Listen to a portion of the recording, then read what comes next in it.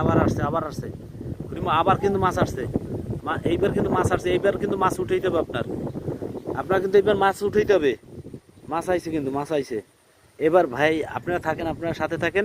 দেখেন খুড়িমা সারাদিন বসে অনেক মাছ পাইছে, এবং আমি অপেক্ষা করতে আছি তা সে একটা বড়শি থেকে মাছ ধরবে, এবং সেই মাছটা আমি দেখবো। সেই জন্য আমি এই জায়গায় অপেক্ষা করতেছি।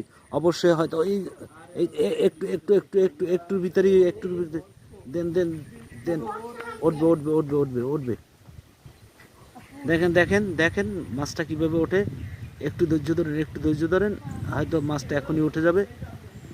খুড়িমা কিন্তু, খুড়িমা দেখেন রেডি হয়ে গেছে মাছটা ধরার জন্য। এই দেখেন ছিপ কিন্তু হাতে নিয়ে নিয়েছে, হাতে নিয়ে নিয়েছে ছিপ কিন্তু। এবার কিন্তু মাছটা অবশ্যই মাছটা পাবে।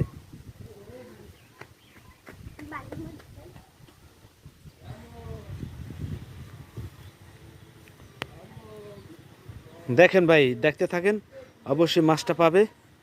এই দেখেন দুইটা বড়শি বাইতেছে, দুইটা দুইটা বড়শি বাইতেছে। এবং আগেও কিন্তু একটা মাছ পাইছে, একটা ট্যাংরা মাছ পাইছে। এখন মনে হয় একটা শিং মাছ পাবে।